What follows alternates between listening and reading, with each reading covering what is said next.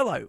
Are you a fucking idiot? If so, you're in the right place, my friend, as today I'll be taking you on a crash course of how to be an avid user of F1 Twitter.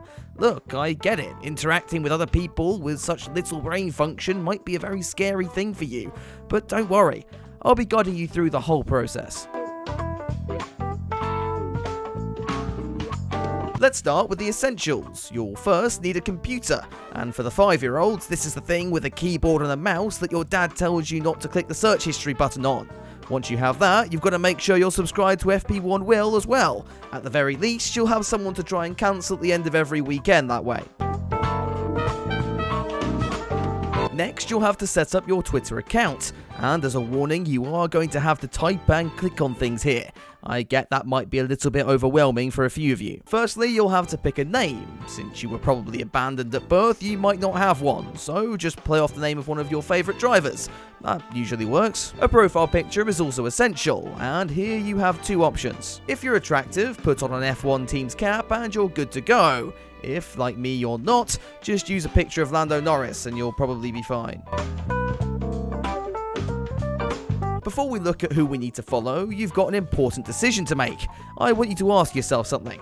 Are you a prepubescent child, or are you a racist? If you chose the first option, you'll be a perfect fit for hashtag Team LH and the rest of the Hamilton stands. This means you'll be ending every tweet with hashtag F1 fixed and hashtag F Michael Massey. If you've decided that you are in fact a racist, the Orange Army is the best place for you. You'll be following every member of the FIA and taking everything they say as gospel. For the purpose of this tutorial, I've decided that I'm not a racist, so the Hamilton fan clubs is where I'll be.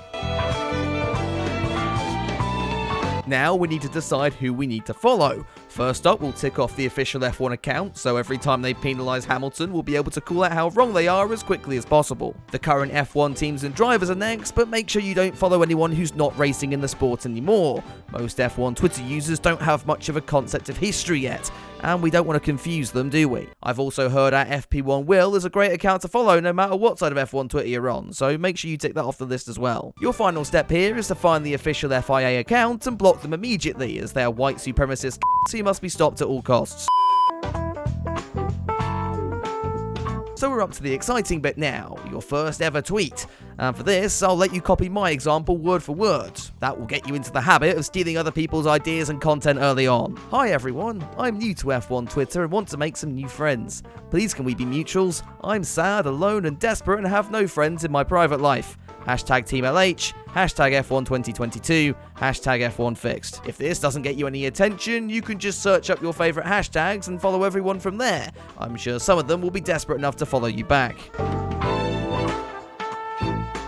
You're pretty much good to go now, but before I leave you to ruin proper fans' lives, I thought I'd give you some more tips as to what to post on your account. Memes are a great way to grow your Twitter space, but since you're probably too thick to think up of some of your own, it's better just to steal someone else's than pray the Twitter algorithm picks your tweet over theirs. Remember, when doing this, you're going to want to remove any credit to the original creator. That's a really important step right there. Writing abhorrent or false is also a great way to get your attention-seeking traits across. This old reliable method never fails. And if you're really struggling, just pretend like you have a life-shortening illness. That's already a proven strategy to get yourself a free Mercedes factory tour. I think you're pretty much ready to go then. If this tutorial helped you, I'd really appreciate it if you left a like and subscribe for more. And if you have any other F1 Twitter experiences, do share them in the comments below so we can all help each other out. But that's all from me. Thanks to the patrons as per usual, and I'll see you all in the next one.